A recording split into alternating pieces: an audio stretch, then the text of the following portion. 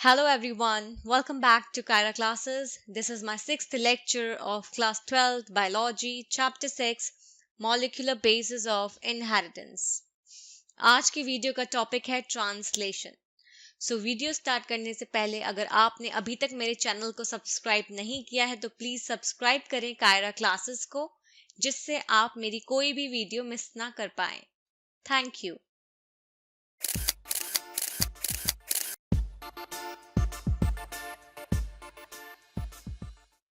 Start करते हैं translation से. ट्रांसलेशन का मतलब क्या होता है? ट्रांसलेशन का मतलब होता है सिंपल आरएनए से प्रोटीन का फॉर्मेशन. जैसे मैंने आपको बताया था ट्रांसक्रिप्शन का मतलब होता है डीएनए से आरएनए का फॉर्मेशन, ऐसे ही ट्रांसलेशन का मतलब होता है आरएनए से प्रोटीन का फॉर्मेशन. तो translation refers to the process of polymerization of amino acids to form a polypeptide. तो बेसिकली ट्रांसलेशन का क्या मतलब होता है? अमीनो एसिड्स जो कि एक तरह से यूनिट है, प्रोटीन का एक यूनिट है, बहुत सारी ऐसे ही अमीनो एसिड्स मिलके एक पॉलीपेप्टाइड या एक प्रोटीन फॉर्म करती हैं. तो बेसिकली ट्रांसलेशन का मतलब होता है अमीनो एसिड्स का पॉलीमराइजेशन, के ये एक चेन बनाती है, अमीनो एसिड्स की चेन होती है. ओके और जिससे ये फिर क्या बनाती हैं? पॉलीपेप्टाइड, या जिसे हम कहते हैं protein. The order and sequence of amino acids are defined by the sequence of bases in the mRNA.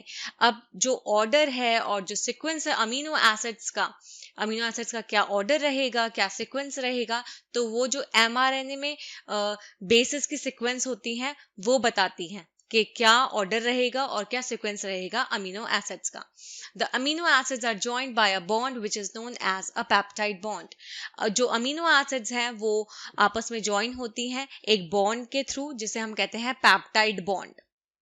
अब ये जो पेप्टाइड बॉन्ड है, इसके फॉर्मेशन को या बेसिकली इसे बनने के लिए एनर्जी की रिक्वायरमेंट होती है.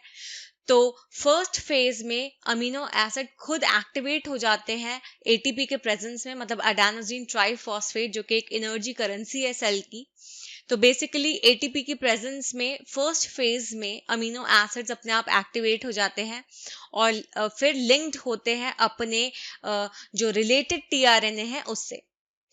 इस प्रोसेस को हम कहते हैं चार्जिंग ऑफ टीआरएनए या फिर अमीनो एसाइलेशन ऑफ टीआरएनए. तो सिंपल अगर मैं बोलूं चार्जिंग ऑफ टीआरएनए बोलूंगी, और अगर और स्पेसिफिक आपको बोलना है तो आप बोल सकते हो अमीनो एसाइलेशन ऑफ टीआरएनए. तो मैंने आपको बताया पहले फेज में अमीनो एसिड्स अपने आप को एक्टिवेट कर लेती हैं एटीपी की प्रेजेंस में और फिर किसके साथ जुड़ जाती हैं? जो उनके रिलेटेड टीआरएनए हैं उनके साथ ये लिंक्ड हो जाती हैं. इस प्रोसेस को, ये जो अमीनो एसिड्स जो है जो लिंक्ड कर रही हैं आप टीआरएनए से, उस प्रोसेस को हम कहते हैं चार्जिंग ऑफ टीआरएनए. और स्पेसिफिकली अगर आप बोलना चाहें तो इसे हम कह सकते हैं amino acylation of tRNA. If two such charged tRNAs are brought close enough, the formation of peptide bond between them would be favored energetically. अगर ऐसे दो चार्ज tRNAs अगर आपस में करीब आएंगे तो जो फॉर्मेशन है पेप्टाइड बॉन्ड का उनके बीच में, वो एनर्जेटिकली ज्यादा फेवर्ड होगा. The presence of a catalyst would enhance the rate of peptide bond formation. तो कैटलिस्ट का प्रेजेंस, अगर बेसिकली कैटलिस्ट की मौजूदगी जो है वो पेप्टाइड बॉन्ड फॉर्मेशन की जो रेट है उसको इंक्रीज कर देगा या उसको एनहांस कर देगा. The cellular factory responsible for synthesizing proteins is the ribosome. अब जो सेलुलर फैक्ट्री है जो कि प्रोटीन को सिंथेसाइज कराती है, प्रोटीन के सिंथेसिस में इन्वॉल्व है, उसे हम कहते हैं राइबोसोम. राइबोसोम जो है उसके अंदर स्ट्रक्चरल आरएनएज होते हैं और 80 डिफरेंट प्रोटीन्स होते हैं. 80 अलग अलग तरह की प्रोटीन्स होते हैं, प्लस इसमें क्या होते हैं? Structural RNase. अपने इनएक्टिव स्टेट में ये दो सब यूनिट्स के तरह, मतलब इसमें दो सब यूनिट्स होती हैं, एक तरह से दो सब यूनिट्स की तरह रहता है ये, एक लार्ज सब यूनिट और एक स्मॉल सब यूनिट.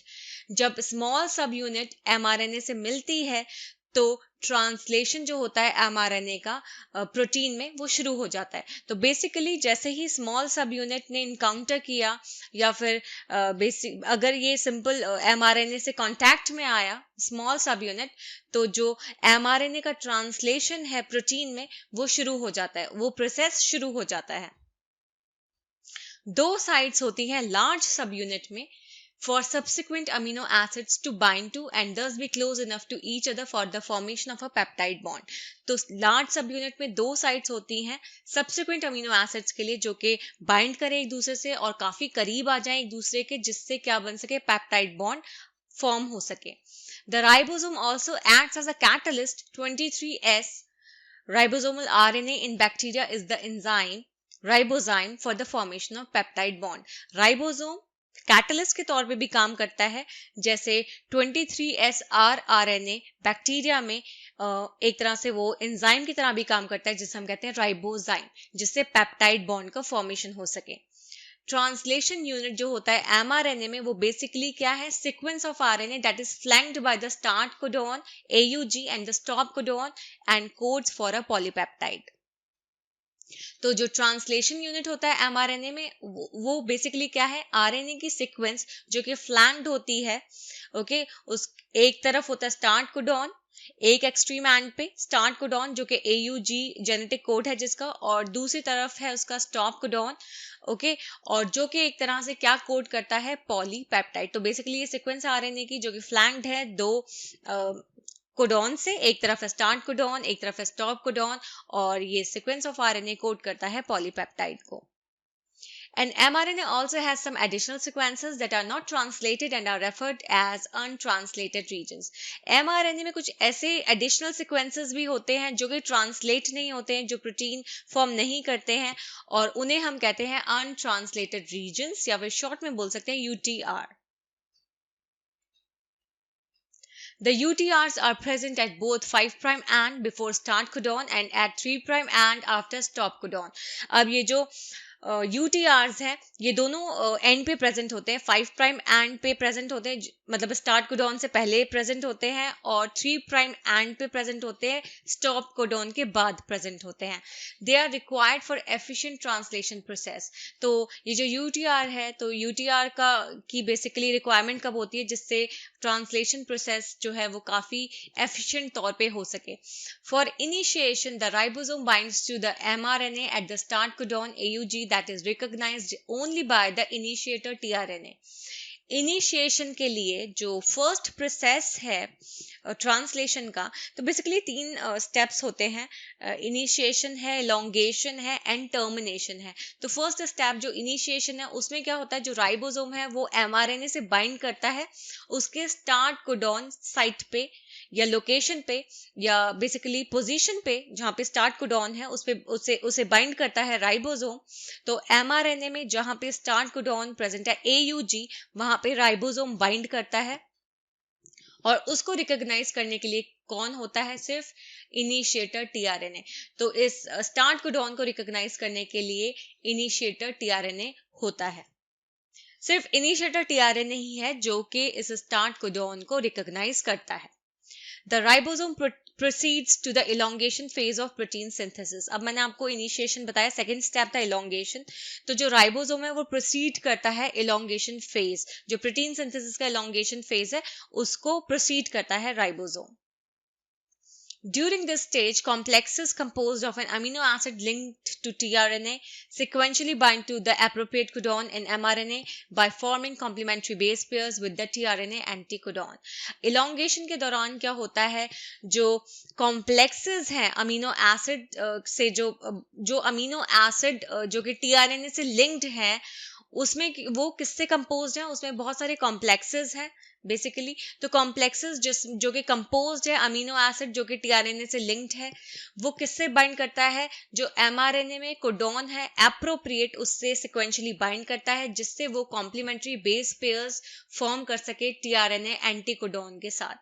तो इस स्टेज में कॉम्प्लेक्सेस जो कि अमीनो एसिड लिंक्ड, जो अमीनो एसिड tRNA से लिंक्ड है, ओके, जो जुड़े हुए हैं, वो जो कॉम्प्लेक्सेस हैं उन्हें कंपोज करता है, और वो कॉम्प्लेक्सेस बाइंड करते हैं बेसिकली एप्रोप्रिएट कोडॉन से जो mRNA में प्रेजेंट होते हैं, जिससे वो कॉम्प्लीमेंट्री बेस पेयरिंग शो कर सके tRNA एंटीकोडॉन के साथ.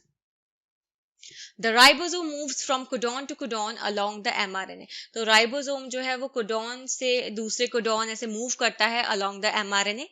Amino acids are added one by one. Amino acids एक एक करके ऐड होती रहती हैं और ट्रांसलेट होती रहती हैं पॉलीपेप्टाइड सीक्वेंसेस, जो कि डिक्टेट कौन करता है, डीएनए, और रिप्रेजेंट कौन करता है, mRNA। एंड में एक रिलीज फैक्टर जो होता है वो बाइंड करता है एंड में एक रिलीज फैक्टर बाइंड करता है स्टॉप कोडॉन से, जो कि ट्रांसलेशन को टर्मिनेट करता है और रिलीज करता है एक कंप्लीट पॉलीपेप्टाइड को राइबोसोम से। तो जैसे मैंने आपको बताया था, एलोंगेशन में क्या होता है, राइबोसोम्स एक कोडॉन से दूसरे कोडॉन ऐसे मूव करता है अलोंग द mRNA, और जब लास्ट में टर्मिनेशन प्रोसेस आता है उसमें क्या होता है, जो स्टॉप कोडॉन है वो बेसिकली क्या करता है, वो इस जो आपका ये जो पॉलीपेप्टाइड है, बट बेसिकली ये पॉलीपेप्टाइड फॉर्मेशन को रोकता है, प्रोटीन सिंथेसिस को रोक देता है, और जो आपका राइबोसोम है उसको रिलीज करता है स्टॉप कोडॉन। यहाँ पे इन्होंने ट्रांसलेशन प्रोसेस दिखाया हुआ है डायग्राम में, तो आप यहाँ पे देख सकते हो राइबोसोम का ये है लार्ज सब यूनिट, ये है स्मॉल सब यूनिट, और स्मॉल सब यूनिट मैंने कहा था ये इनकाउंटर करता है बेसिकली mRNA को। ये है mRNA 5 प्राइम टू 3 प्राइम यहाँ पे दिखा रखा है। ओके, यहाँ फिर इन्होंने यहाँ पे दिखा रखा है 2 साइट्स प्रेजेंट होती है लार्ज सब यूनिट में, मैंने आपको बताया था। ये एक ग्रोइंग पॉलीपेप्टाइड चेन दिखा रखी है, किस तरह से एक एक अमीनो एसिड इसमें लिंक हो रहा है, तो एक ग्रोइंग पॉलीपेप्टाइड चेन यहाँ पे फॉर्म हो रही है। यहाँ पे आप देख सकते हो स्मॉल सब यूनिट में इन्होंने यहाँ पे दिखा रखा है tRNA। ओके, और यहाँ पे इन्होंने एक और tRNA यहाँ पे शो कर रखा है। ये है ट्रांसलेशन का प्रोसेस, जिसमें 3 स्टेप्स होते हैं, initiation, elongation and termination. Next topic है हमारा regulation of gene expression. Regulation of gene expression refers to a very broad term that में अकर एट वेरियस लेवल्स। तो जो रेगुलेशन है जीन एक्सप्रेशन का वो एक बहुत ब्रॉड टर्म मानी गई है, जो कि अलग अलग लेवल्स पे होती है। तो कंसिडर कर रहे हैं हम जीन एक्सप्रेशन, जो कि क्या कर रहा है, एक तरह से जीन एक्सप्रेस कर रही है और वो क्या फॉर्म कर रही है, पॉलीपेप्टाइड। और इस जीन एक्सप्रेशन को हम रेगुलेट कर सकते हैं अलग अलग लेवल्स पे। यूकैरियोट्स में रेगुलेशन जो है वो ट्रांसक्रिप्शनल लेवल पे भी रेगुलेट हो सकता है। सिंपल ट्रांसक्रिप्शनल लेवल में मतलब formation of primary transcript. Second है प्रोसेसिंग लेवल, जिसमें स्प्लाइसिंग रेगुलेट होगी। थर्ड है transport of mRNA from nucleus to the cytoplasm. mRNA जब ट्रांसपोर्ट होता है न्यूक्लियस से साइटोप्लाज्म में। और फोर्थ है ट्रांसलेशनल लेवल। तो मैंने आपको पहले भी बताया है कि ट्रांसक्रिप्शन जो है वो कहाँ होता है, वो न्यूक्लियस में होता है, डीएनए से आरएनए फॉर्म होता है। और दूसरा मैंने आपको बताया था ट्रांसलेशन कहाँ होता है, साइटोप्लाज्म में, जहाँ आरएनए से प्रोटीन फॉर्म होता है। तो बेसिकली ट्रांसलेशन कहाँ होता है, साइटोप्लाज्म में, और ट्रांसक्रिप्शन होता है न्यूक्लियस में। The genes in a cell are expressed to perform a particular function or a set of functions। अब जो जीन्स होते हैं सेल में वो एक पर्टिकुलर वो एक्सप्रेस करते हैं जिससे वो एक पर्टिकुलर फंक्शन परफॉर्म कर सके या फिर सेट ऑफ फंक्शंस परफॉर्म कर सकें। तो एक जीन को एक्सप्रेस होना बहुत जरूरी है जिससे वो एक पर्टिकुलर फंक्शन शो कर सके और एक सेट जो होता है फंक्शंस का वो परफॉर्म कर सके। एग्जाम्पल के तौर पे, if an enzyme called beta galactosidase is synthesized by E. coli used to catalyze the hydrolysis of a disaccharide lactose into galactose and glucose, the bacteria use them as a source of energy। Example के तौर पे एक enzyme है जिसे हम कह रहे हैं बीटा गैलेक्टोसाइडेज, वो सिंथेसाइज कौन करता है, ई कोलाई बैक्टीरिया। तो ई कोलाई बैक्टीरिया एक एंजाइम सिंथेसाइज कर रहा है जिसे हम कह रहे हैं बीटा गैलेक्टोसाइडेज। अब ये जो बीटा गैलेक्टोसाइडेज एंजाइम है ये बेसिकली डाइसैकेराइड का हाइड्रोलिसिस करता है। ओके, बेसिकली ये कैटलाइज करता है रिएक्शन को, और वो रिएक्शन क्या है, बेसिकली जो डाइसैकेराइड है उसको हाइड्रोलिसिस करना है, किसमें, लैक्टोज, जो बेसिकली जो लैक्टोज है वो डाइसैकेराइड है यहाँ पे, उसको हाइड्रोलाइज करना है गैलेक्टोज और ग्लूकोज में। और फिर ये जो बैक्टीरिया है यूज करेगा उन्हें एक तरह से सोर्स ऑफ एनर्जी के तौर पे। तो simple beta galactosidase is an enzyme जो कि कौन सिंथेसाइज कर रहा है, ई कोलाई। और ई कोलाई, अब ये जो एंजाइम है ये कैटलाइज करेगा डाइसैकेराइड लैक्टोज को हाइड्रोलिसिस करेगा, किसमें, गैलेक्टोज और ग्लूकोज में तोड़ेगा, जिससे फिर ये बैक्टीरिया गैलेक्टोज और ग्लूकोज को एक तरह से सोर्स ऑफ एनर्जी के तौर पे यूज कर सके। Hence, if the bacteria do not have lactose around them to be utilized for energy source, they would no longer require the synthesis of the enzyme beta galactosidase. अगर bacteria के पास lactose नहीं है जिसे वो utilise कर सके energy source के लिए, तो उसे बीटा गैलेक्टोसाइडेज बनाने की जरूरत भी नहीं होगी.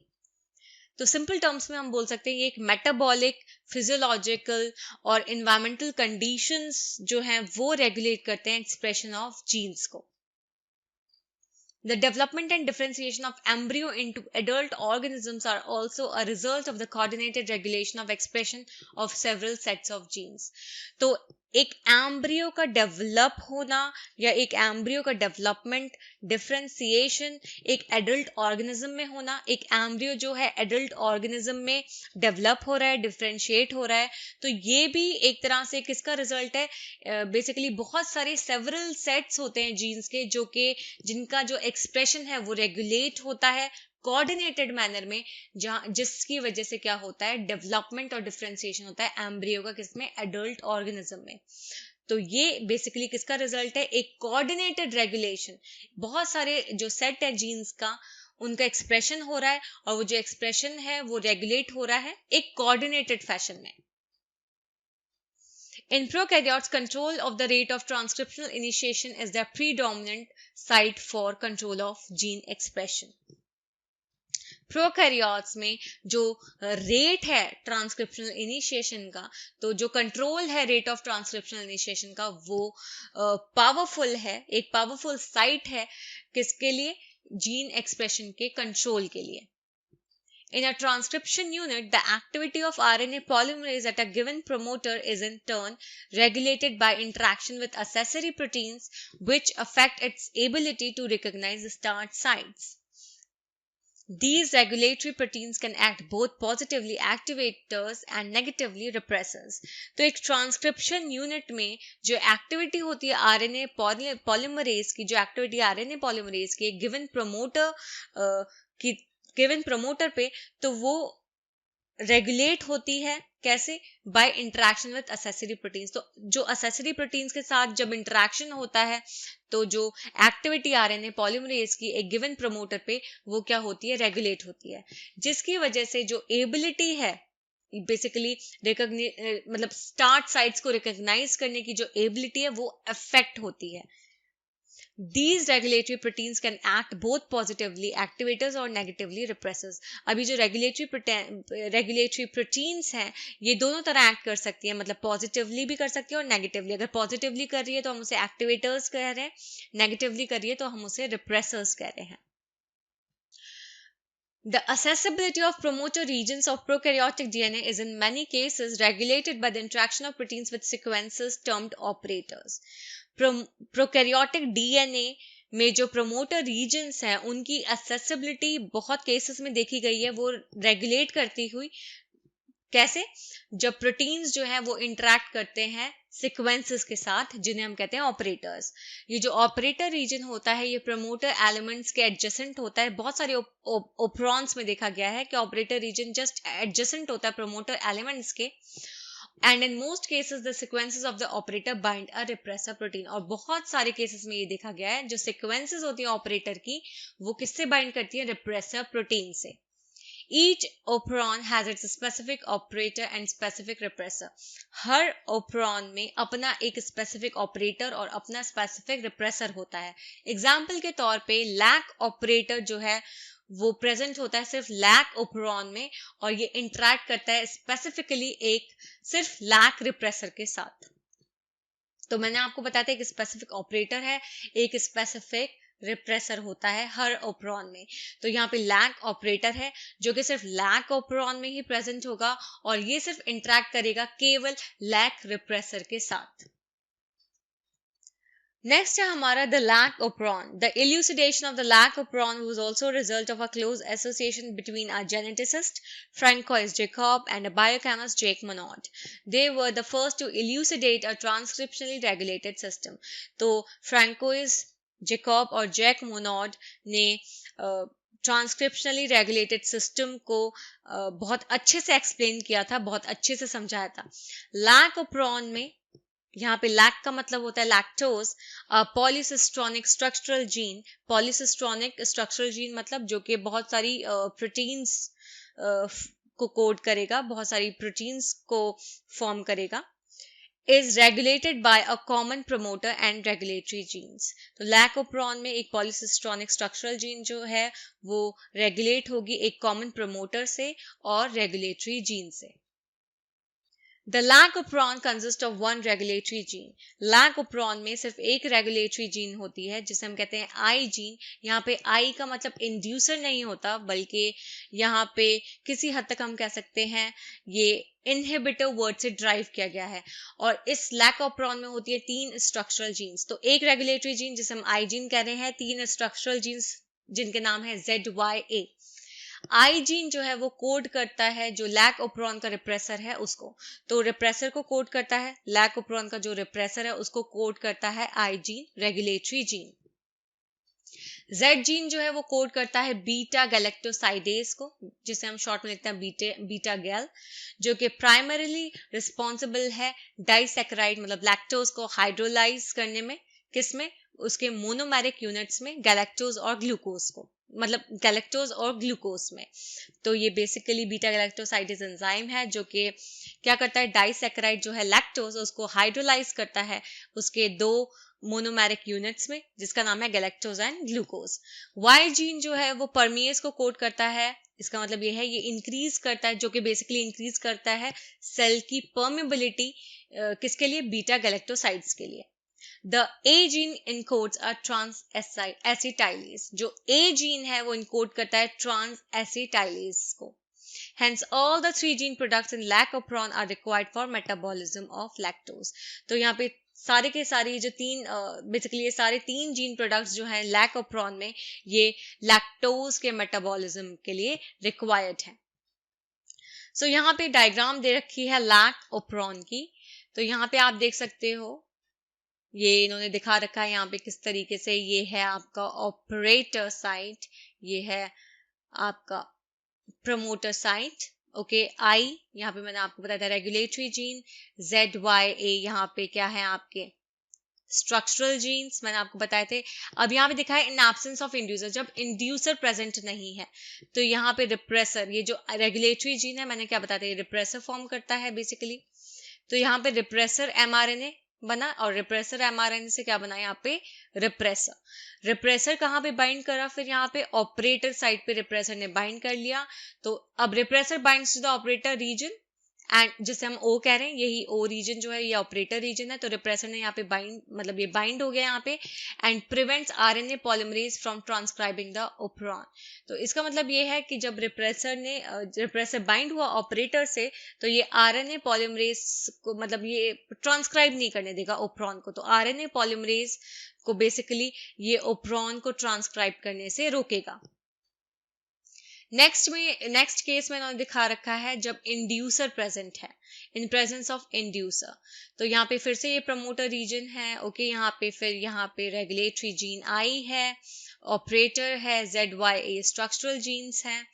ओके, तो यहाँ पे आप देख सकते हो फिर से रिप्रेसर एमआरएनए रिप्रेसर बना है यहाँ पे, लेकिन यहाँ पे इंड्यूसर प्रेजेंट है। तो ये जो इंड्यूसर है ये रिप्रेसर के साथ बाइंड करेगा। बेसिकली यहाँ पे आप देख सकते हो इंड्यूसर जो है रिप्रेसर के साथ बाइंड करेगा। तो इसकी वजह से जो रिप्रेसर हो जाएगा वो हो जाएगा इनएक्टिव।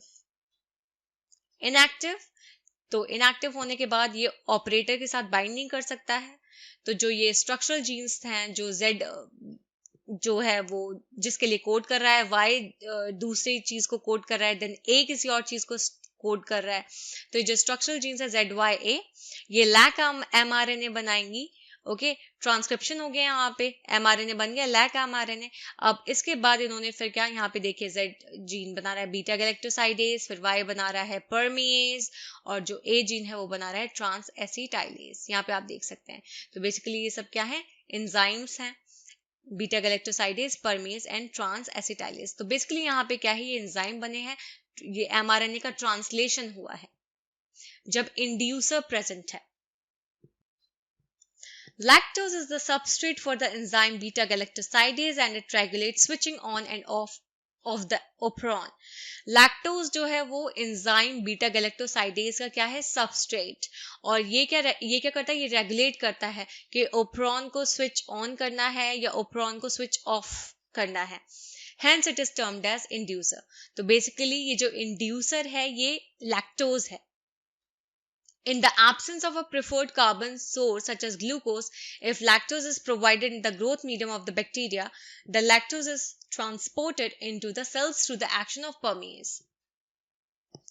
तो यहाँ पे अब ये कह रहे हैं कि अगर जो in the absence of a preferred carbon source such as glucose, suppose glucose नहीं है और लैक्टोज को ग्रोथ मीडियम में दिया, बैक्टीरिया के ग्रोथ मीडियम में अगर लैक्टोज प्रोवाइड किया गया है, तो जो लैक्टोज है वो ट्रांसपोर्ट करेगा, सेल्स में जाएगा, किसके थ्रू, परमिएज एंजाइम के थ्रू या परमिएज के एक्शन के थ्रू जो है लैक्टोज सेल्स में पहुंचेगा। Remember, a very low level of expression of lactopron has to be present in the cell all the time, otherwise lactose cannot enter the cell. यहाँ पे याद रखने वाली बात यह है कि बहुत कम लेवल जो होता है लैक्टोप्रोन के एक्सप्रेशन का, ओके, उसे सेल में हमेशा प्रेजेंट होना चाहिए, हर समय सेल में प्रेजेंट होना चाहिए एक लो लेवल लैक्टोप्रोन के एक्सप्रेशन का, अदरवाइज जो लैक्टोज है वो सेल्स में एंटर नहीं कर पाएगा। लैक्टोज जो है फिर इंड्यूस करता है ओप्रोन को एक फॉलोइंग मैनर में। The repressor of the operon is synthesise, जो रिप्रेसर होता है ओप्रोन का वो सिंथेसाइज होगा, फॉर्म होगा all the time constitutively from the I gene.